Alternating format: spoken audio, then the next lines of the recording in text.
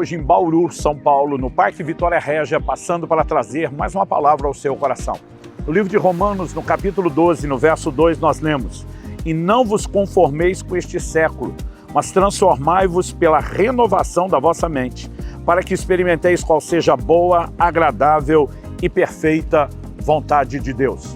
O apóstolo, pelo Espírito Santo, sinaliza que nós devemos nos alinhar à vontade de Deus. Ele chama essa vontade de boa, de agradável e de perfeita. No entanto, ele mostra que Deus não estabelece a sua vontade de forma impositiva, simplesmente porque quer. A Bíblia mostra que é um caminho de rendição, há um caminho de alinhamento, há um caminho de entrega a essa vontade. E o texto começa dizendo que nós não podemos nos conformar, tomar a forma, não podemos nos ajustar a esse século, a esse mundo. Mas para que a gente viva a transformação, de acordo com como é proposto pelo texto, transformai-vos pela renovação da vossa mente. Para que a gente viva a transformação, é importante entender tanto o que ela é e também como ela se processa. A palavra usada por Paulo e traduzida aqui, transformação, é a palavra grega metamorfose. Assim como a borboleta que vai de lagarta, aquele belo inseto colorido, passa por um processo de mudança. E isso, quando você estudou biologia, deve ter aprendido como metamorfose. Mudança é um processo. Isso ilustra muito bem a mudança que nós vivemos. Ainda que a regeneração seja uma experiência instantânea, nós percebemos que tão logo o crente se converte, há um processo de crescimento, de amadurecimento, ou seja, o combo completo da transformação não é instantâneo. Nós temos um grande avanço na conversão. Muitas vezes o comportamento é mudado de forma acelerada, principalmente quando o arrependimento chega, gerando compreensão e nos impulsionando a uma atitude diferente. Como, por exemplo, Zaqueu, quando diz para Jesus: "Eu vou distribuir boa parte dos meus bens aos pobres, se eu defraudei alguém, vou restituir 4 vezes mais." Na hora Jesus exclama: "Hoje veio salvação a essa casa", porque ele reconhece que há sinais de mudança. Isso não significa que toda mudança que tinha que acontecer, aconteceu apenas naquele momento. É uma boa largada, por assim dizer. Mas transformação, de acordo com o ensino bíblico, segue sendo um processo. E eu e você precisamos não só entender e respeitar o processo, Aliás, a gente pode dizer que uma das marcas da vida cristã é a progressividade. Provérbios 4,18 diz que a vereda do justo é como a luz da aurora, vai brilhando mais e mais até ser dia perfeito. O apóstolo Paulo, em 2 Coríntios, no capítulo 3, no verso 18, diz que todos nós, com o rosto descoberto, somos transformados de glória em glória na imagem do Senhor. O produto final a ser alcançado na vida de todo cristão é a imagem de Jesus. E essa transformação não é instantânea. Ela é progressiva, ela é de glória em glória. É como se fosse um degrau após outro degrau numa escada, e nós vamos galgando um de cada vez até alcançarmos a plena transformação.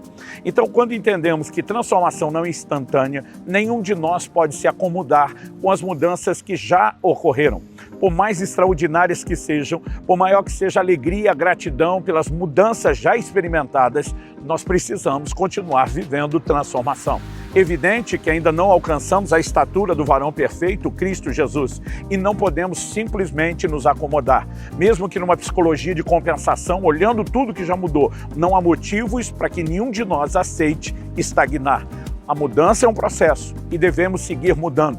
Agora, não estamos falando apenas das mudanças ligadas à vida cristã como um todo. Aqui também cabe mudanças específicas. Por exemplo, quando eu olho para a palavra de Deus, eu percebo que alguém pode viver uma mudança numa área, por exemplo, a perspectiva relacional da família, mas pode muitas vezes não estar mudando em outra área, A forma de se relacionar com, por exemplo, os não cristãos. Às vezes não está dando bom testemunho, às vezes não está sendo luz, do mundo e nem sal da terra. Mas à medida que Deus vai chamando a nossa atenção, corrigindo, nós podemos mudar em diversas áreas. Eu, por exemplo, nasci e cresci no lar cristão, abracei os valores da palavra de Deus no que diz respeito à vida cristã como um todo, mas demorei muito para mudar no que diz respeito, por exemplo, ao cuidado do corpo. E para que pudesse viver essas mudanças, algo teve que acontecer. E aí eu quero chamar a sua atenção não só para o fato de que mudança é parte de um processo contínuo, mas nós precisamos entender como ela se processa. O apóstolo Paulo diz que nós temos que nos transformar pela renovação da nossa mente. E algo que eu tenho repetido muito é: não se muda comportamento sem que se mude primeiro os valores. Se não passarmos por uma mudança de valores, se não passarmos por uma mudança na maneira de pensar, e aliás, uma das palavras que é traduzida no Novo Testamento como arrependimento é metanoia. Metanoia significa mudança de mente, mudança de pensamento, que normalmente é o que vai produzir a mudança de atitude, a conversão, né? Aquela mudança do caminho que está sendo seguido. E ao olharmos para a palavra de Deus, nós percebemos que isso é uma ênfase recorrente. Por exemplo, o apóstolo Paulo escreve aos Efésios, e ele diz no capítulo 4, a partir do verso 22 até o 24, novamente nós vemos essa menção da importância de uma renovação na forma de pensar. A diferença é que aqui, em vez de usar a expressão mente, o apóstolo vai falar entendimento. Ele diz, no sentido de que quanto ao trato passado, essa palavra aqui traduzida, trato passado, no grego, anastrofe, ela significa o modo de vida, a conduta, o comportamento, a postura. Então, basicamente, ele está dizendo no sentido de que quanto ao comportamento, vos despojeis do velho homem que se corrompe segundo as concupiscências do engano, e vos renoveis no espírito do vosso entendimento, e vos revistais do novo homem, criado segundo Deus em justiça e retidão, procedentes da verdade. Para que alguém possa se despir do velho homem, e aqui a ideia é comportamento, e se revestir do novo, novamente, mudança de comportamento. Mudança do comportamento antigo, de alguém que não era convertido, para um comportamento que se adequa e se ajusta àquilo que é esperado de alguém que se converteu a Cristo. Para que isso aconteça, novamente há uma ênfase. Vos renoveis no espírito do vosso entendimento. Se o entendimento não muda, se os valores que povoam, permeiam a nossa mente não mudam, se não há mudança de mentalidade, não haverá transformação, não haverá mudança de comportamento. Então a pergunta a ser feita é, se já entendemos que é necessário viver transformação contínua, progressiva, se já entendemos que a transformação não acontece a não ser por meio da mudança de mentalidade, então a pergunta a ser feita na sequência é, o que nos ajuda a viver a mudança de mentalidade, para que então a gente possa viver a mudança de comportamento. Na carta de Tiago, no capítulo 1 e no verso 21, nós lemos assim, portanto, despojando-vos de toda impureza e acúmulo de maldade. Ele está falando dos resquícios, dos vestígios de uma vida antiga. Ele diz, despojando-vos de toda impureza e acúmulo de maldade, acolhei com mansidão a palavra em vós implantada, a qual é poderosa para salvar a vossa alma. Quando a gente ouve a expressão salvar, salvação, a gente pensa apenas no sentido espiritual pleno, de ser resgatado da condenação eterna do inferno para o céu, de ser perdoado de pecados. Mas a palavra aqui traduzida salvar, no original grego sozo, ela é da ideia de cura, de restauração. Normalmente, o Novo Testamento, quando fala de salvação no sentido espiritual que conhecemos, usa uma outra palavra que é sotero. Aqui, sozo dá essa ideia de restauração e significa que nossa alma, que é a sede do raciocínio, da vontade e das emoções, ela precisa de um processo de cura e de restauração. E como isso acontece? O texto diz, acolhei com mansidão a palavra em vós implantada. Ela é poderosa para salvar as vossas almas. Então, assim como quando falamos de mudança de mente, de entendimento como um fundamento necessário para a mudança, aqui o texto mostra que o que tem o poder de produzir a mudança de mente é a palavra de Deus. No Salmo 19:7, nós lemos que a lei do Senhor é perfeita e restaura a alma.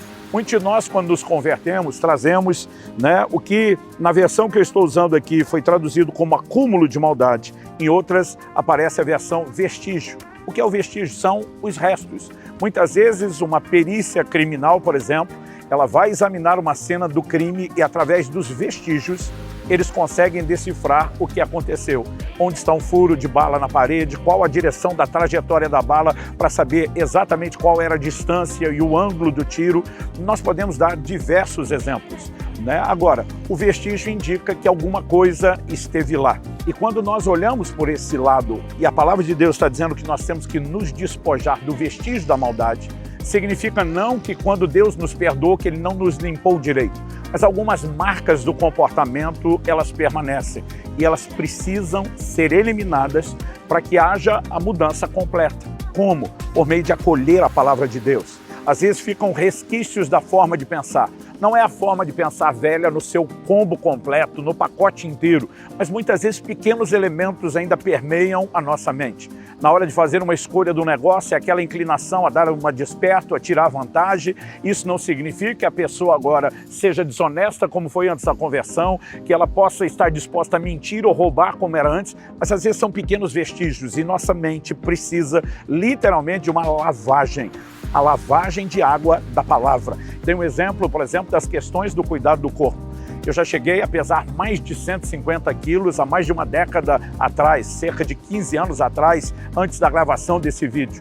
Mas eu precisei entender o que a palavra de Deus falava a respeito do cuidado do corpo, para que então, a partir de uma mudança de mentalidade, eu pudesse implementar a mudança de comportamento. Isso vale para cada área da nossa vida. Eu e você precisamos ser guiados e regidos pela palavra de Deus, pelos seus valores, pelos seus fundamentos, que são os valores do reino de Deus, que devem suplantar toda e qualquer forma diferente de pensar. Não é o meu entendimento, não é a minha maneira de avaliar a vida que deveria me reger, e sim aquilo que o Criador tem estabelecido e determinado. E para que a nossa mente seja mudada pela palavra, nós precisamos de tempo com ela. Eu quero terminar deixando um desafio. Gaste tempo lendo a Bíblia, não apenas para saber no que você deve crer, mas para que isso tenha esse poder sobrenatural de mudar a sua forma de pensar e assim, consequentemente, afetar o seu comportamento. E dessa forma, que você glorifique a Deus por meio de uma vida diferente que exalta Jesus Cristo.